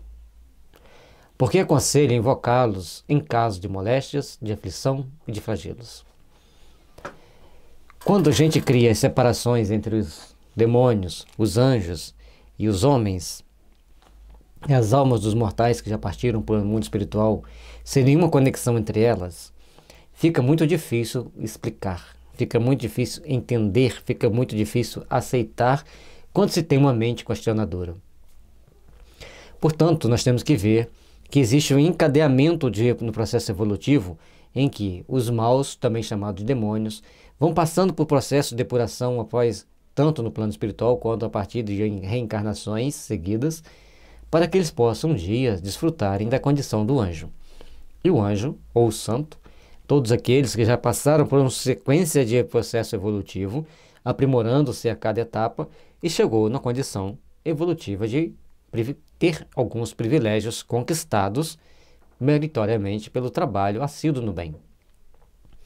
E no meio do caminho estão as mais variadas classes de espíritos, os mais variados graus de evolução, em que nós vamos aqui navegando nesse mar bravio, em grandes tempestades e às vezes em alguns momentos de maré mansa, mas passando por processos necessários à nossa reestruturação íntima, readaptação espiritual. Por isso, entendendo que todos nós estamos entrelaçados e dentro de um processo evolutivo, seremos ajudados pelos espíritos bons e prejudicados pelos espíritos maus. Não necessariamente os anjos, não necessariamente os demônios. Espíritos bons, espíritos maus.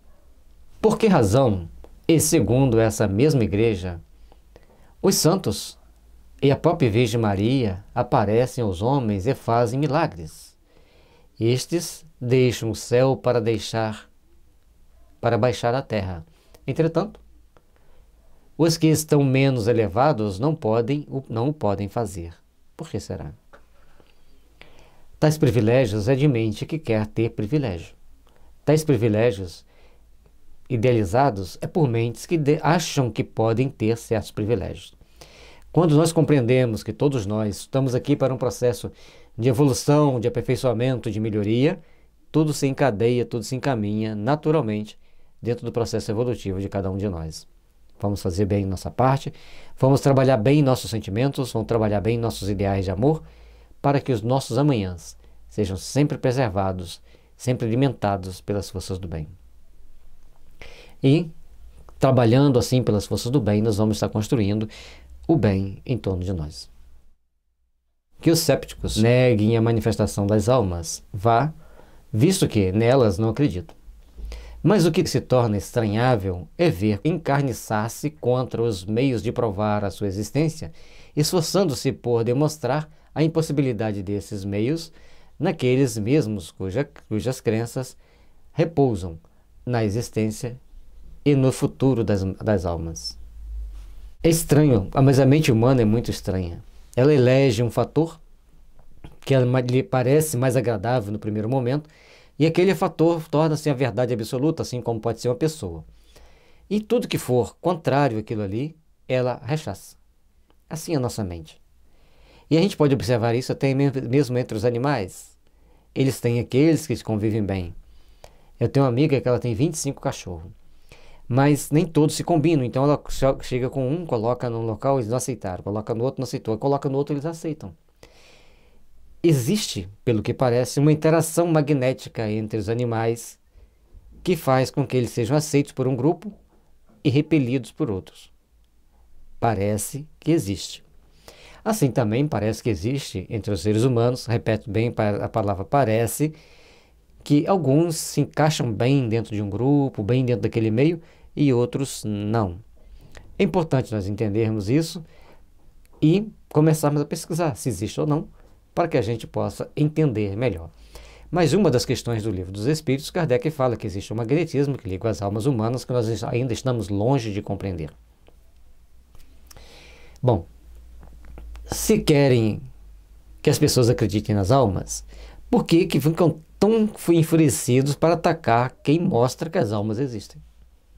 Eis a pergunta, eis a questão, e eis os paradoxos da mente humana, que certamente levaremos muitos anos ainda estudando para decifrar todas elas, porque são meios e padrões que a mente humana desenvolve que só traz problemas para as pessoas que não querem se educar. E como não dá para forçar ninguém a se educar, a gente vai esperando que os séculos façam com que a pessoa se transforme, que a pessoa mude.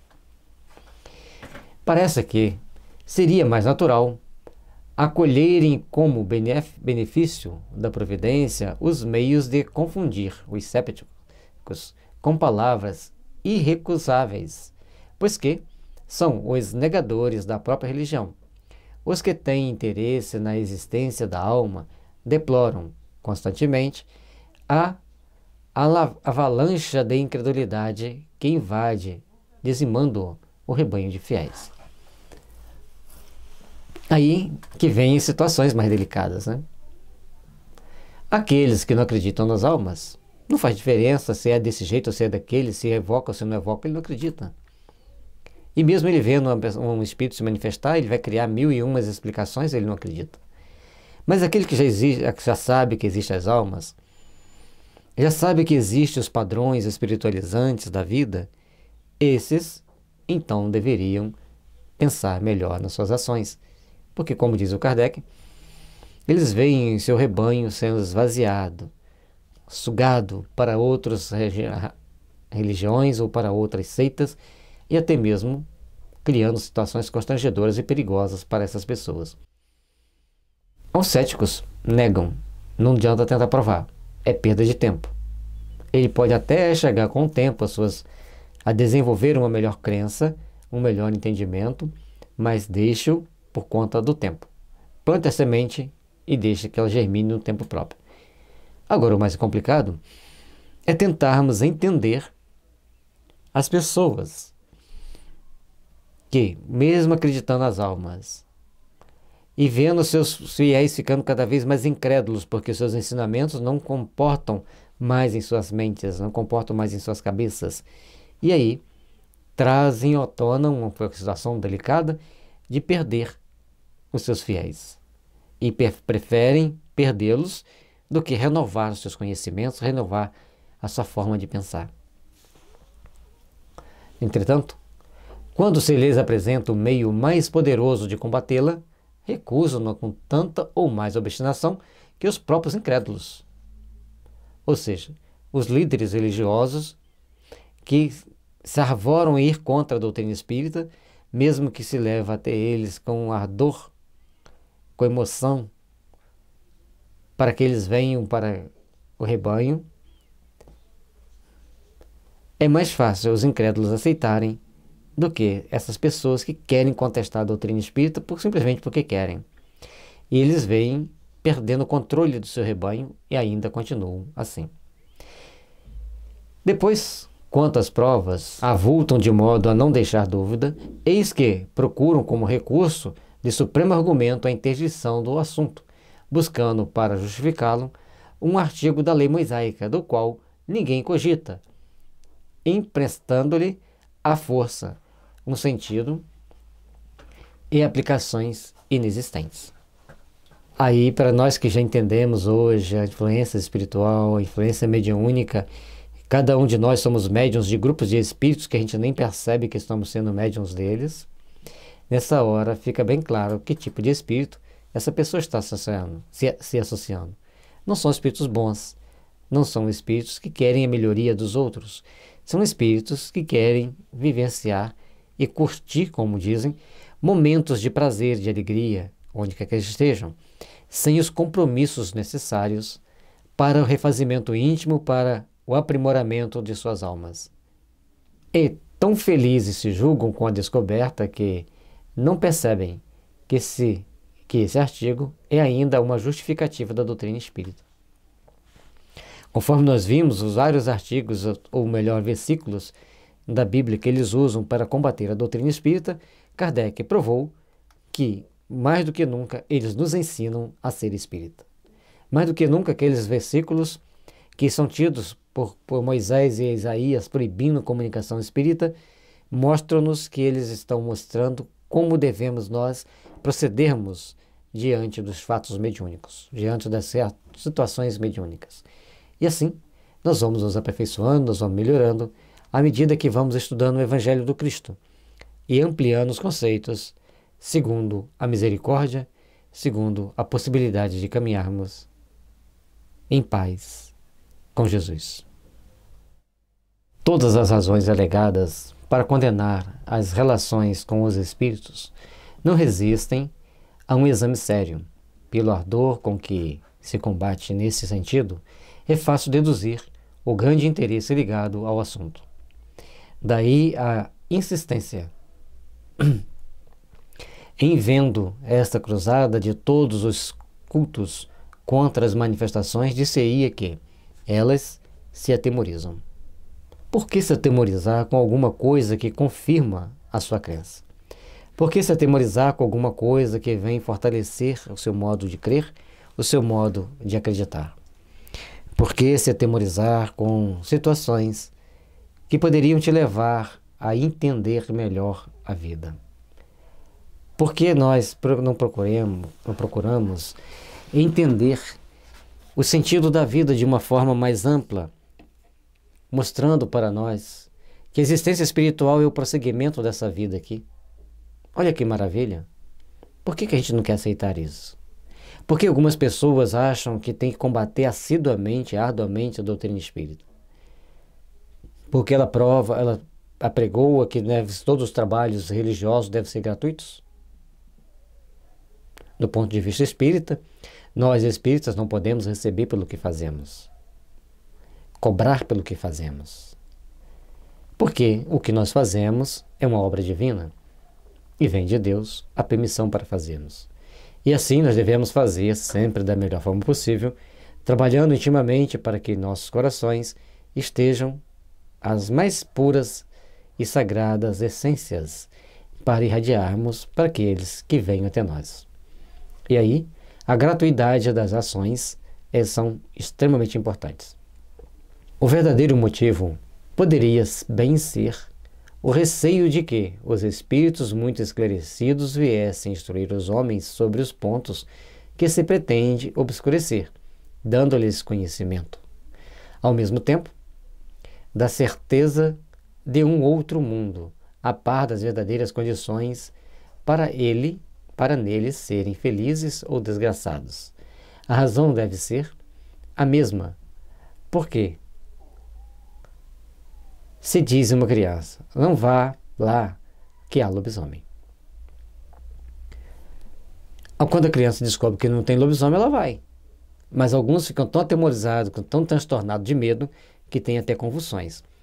Bom, a convulsão já é uma característica própria da pessoa que não vai ser muito facilmente induzida pelo medo. O fato dela ter medo e já ter a predisposição à convulsão, ela tem a convulsão. Mas é importante entender isso. Ou seja, quando você chega e mostra para as pessoas que existe um mundo espiritual, que existe a possibilidade do espírito trabalhar intimamente por se aperfeiçoar, trabalhar intimamente por se fazer melhor, que existe a possibilidade de cada um de nós aprimorarmos-nos para seguirmos em direção a Jesus, que existe a possibilidade de cada um de nós procurarmos nos tornarmos bons, nos tornarmos mais amigos, nos tornarmos mais caridosos. Tudo isso vai fazendo com que nós estejamos nos aprimorando, nós estejamos nos aperfeiçoando. E quanto mais nós nos aperfeiçoarmos, mais nós vamos trabalhar intimamente para que o bem se faça em nossos corações. Mas existem pessoas que acham que tem que manter daquele jeito, do jeito que está certo, e quem quiser que se adeque à sua realidade, à sua condição. E Kardec era extremamente progressista. Ele nos mostrava e deixou claro para nós que nós devemos fazer esse progredir infinito, de nos aperfeiçoar, de nos aprimorar constantemente para estarmos realmente melhores. É muito difícil lidar com seres humanos, é lógico. É muito difícil gerenciar seres humanos, concordo. Mas nós não podemos deixar. Ou melhor, nós precisamos nos lembrar que temos que nos aperfeiçoar a todos, inclusive no modo de entender a vida e as circunstâncias, procurando então entender sobre o caminhar de uma nova existência, sobre o caminhar de um novo ideal, de amor e de fraternidade. Ao homem dizem, não chameis aos espíritos, são o diabo. Não importa, porém, impedem os homens de os evocar, mas não poderão impedi-los de vir aos homens para levantar a lâmpada sobre o alqueire. Quando a gente entende que os espíritos podem vir até nós a hora que eles quiserem, da forma que eles quiserem, fica muito mais fácil nós compreendermos a importância de agirmos com bom senso, com responsabilidade, para construirmos os nossos amanhãs na base da luz, do amor e da misericórdia. Mas para outros, quando procuram entender o sentido mais amplo da vida, eles se perdem. Porque quando você só conhece a história do seu jeito e você tenta impô-la do seu jeito, você se coloca num degrau acima para impor ao outro aquilo que você quer. Mas, por outro lado, quando você depara com outras situações onde você deve estar na condição de ser aquele que trabalha para se aperfeiçoar junto com os outros, que você, ao esclarecer os outros, alguns vão passar na sua frente, óbvio, vão crescer mais do que você, faz parte do progresso, aí a pessoa não quer. quer manter todo mundo na ignorância, manter todo mundo dentro daquele padrão que ele acredita, que ele pensa e na qual ele trafega no seu dia a dia, na sua mental e emocionalmente, até o seu perfeito aperfeiçoamento. O culto que estiver com a verdade absoluta nada terá que temer da luz, pois a luz faz brilhar a verdade e o demônio nada pode contra esta. A luz da verdade virá à tona quantas vezes forem necessárias.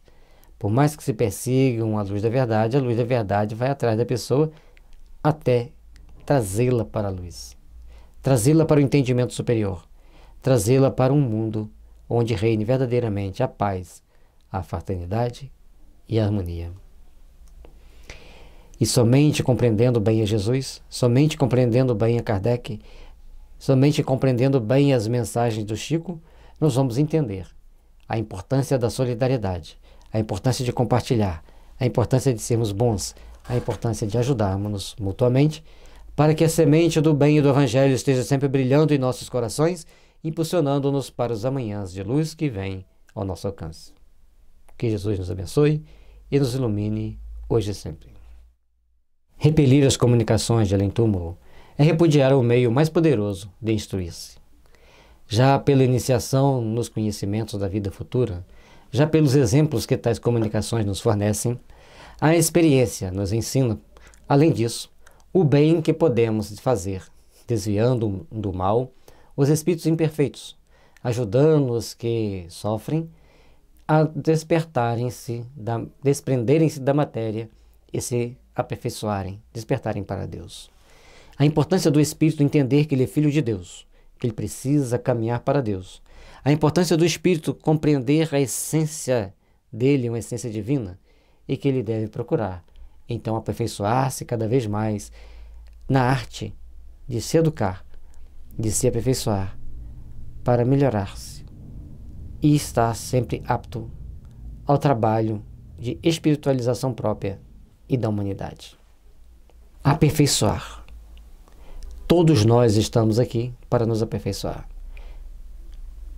O bem que podemos fazer ao mostrar para os espíritos e para as pessoas encarnadas que eles devem desviar-se do mal, protegerem-se contra o mal e buscarem as forças do bem em seus corações. A força que nós devemos fazer para procurarmos construir cada vez mais em nós mesmos e naqueles que estão ao nosso redor, o sentimento de amor, o sentimento de esclarecimento da vida espiritual, para que todos nós, unidos em um uníssono, possamos estar um dia reunidos no plano espiritual, mas para elevarmos-nos a Deus, não como uma atitude beatífica, mas como aqueles que se colocam na condição de quem serve, na condição de quem trabalha. Os espíritos imperfeitos ou maus, um dia serão espíritos perfeitos e bons. Depende da ação de cada um de nós hoje para a edificação desse amanhã, cheio de luz, cheio de resplendor, cheio de fraternidade. Interdizer as comunicações é, portanto, privar as almas sofredoras da assistência que lhes podemos e devemos dispensar. Durante as comunicações, muitos espíritos vêm para serem esclarecidos, para serem orientados. E nesse momento, então, nós estamos prestando um grande bem à humanidade, porque esses espíritos muitas das vezes estão dentro de uma casa, causando transtorno nas pessoas, estão em regiões do plano espiritual inferior, mas irradiando ondas mentais de dor, sofrimento e desespero, e ao serem esclarecidas, então elas passam a caminhar para a luz, elas passam a caminhar para desenvolver as forças do bem. As seguintes palavras de um espírito resumem admiravelmente as consequências da evocação quando praticada com fim caritativo, respeitoso, amorável. E aí nós temos também a palavra do espírito que quer a comunicação. Aqueles que não querem a comunicação são espíritos que querem ver a humanidade aprisionada na maldade. E aí nosso caminho, nossa escolha, nosso destino, é o nosso futuro que está em jogo. Todo espírito sofredor e desolado vos contará a causa da sua queda, os desvários que o perturbam, que o perderam. esperanças, combates e terrores, remorsos, desesperos e dores. Tudo vos dirá, mostrando Deus justamente irritado a punir o culpado com toda a severidade. Ao ouvi-lo, dois sentimentos vos acometerão, o da compaixão e o do temor. Compaixão por ele, temor por vós mesmos. Ou seja, quando nós desconhecemos em todas as intrincadas operações do mundo espiritual, todas as intrincadas possibilidades que existem lá, se nós desconhecemos, vamos ficar apavorados de saber que existe um Deus bravo, mau, vingativo, que pune todo mundo. Mas ao compreendermos a justiça divina, ao compreendermos a justiça divina pelo prisma do verdadeiro amor, da verdadeira essência, nós vamos então trabalhar intimamente para nos fazermos melhores, para nos fazermos bons, para engrandecermos os nossos trabalhos frente a Deus. Por isso, é tão importante treinarmos, raciocinar espiritualmente. Treinarmos a raciocinar dentro de todo o conjunto de ensinamento da doutrina espírita e não sobre pedaços de informações da doutrina espírita, assim como também pedaços de informação do Evangelho. Tudo são condições para que nós entendamos de uma forma macro, de uma forma maior, de uma forma mais ampla. E se o seguirdes nos seus queixumes, vereis então que Deus jamais o perde de vista, esperando o pecador arrependido, estendendo-lhe os braços logo que percorre, que procure regenerar-se. Ou seja, no primeiro impacto, a gente fica com medo de Deus e com pena do coitado que está lá reclamando. Na segunda etapa, quando ele mostra o arrependimento e ele procura então regenerar-se, ele está lá na sala de atendimento para ser socorrido, para ser amparado. É um grande passo para o processo evolutivo dele. Do culpado vereis, enfim, os progressos benéficos para os quais tereis a felicidade e a glória de contribuir com a solicitude e o carinho do cirurgião, acompanhando a cicatrização da ferida que pensa diariamente, ou que ele trata diariamente, que ele faz o curativo diariamente. O verbo pensa aqui está nesse sentido. Ou seja, quando a gente está ali dando atenção para aquele espírito, ouvindo, orientando-o, conversando com ele, nós estamos então impulsionando-o para o seu aprimoramento. Lógico que muitas das vezes ele não vai abandonar todos os objetos dos seus apegos físicos e mentais. Todos terão oportunidade, diante daquele diálogo fraterno e amigo, de se esclarecerem. O espírito que estão desencarnado, que está comunicando, os espíritos que vieram com ele dentro do mesmo jaz, da mesma diapasão, e os encarnados. Todos estarão trabalhando ultimamente para se refazerem, para se edificarem no bem. Isso é uma poderosa ferramenta de impulsionar a humanidade para Deus, de impulsionar a humanidade para ter fé e acreditar em Deus. E assim nós terminamos o capítulo 11 da primeira parte e vamos para o capítulo 1 da segunda parte. Exemplos. Aí aqui vai falar do passamento no momento da morte, depois teremos outros para nos esclarecer da condição dos espíritos no mundo espiritual e condição dos espíritos desencarnados. No site da FEB, você vai encontrar, da FEB Editora no caso, você vai encontrar este e muitos outros livros que vão te ajudar no seu aprimoramento, no seu aperfeiçoamento e para conhecer melhor o mundo dos espíritos. Luz e paz, que as bênçãos de Jesus estejam sempre em nossos corações.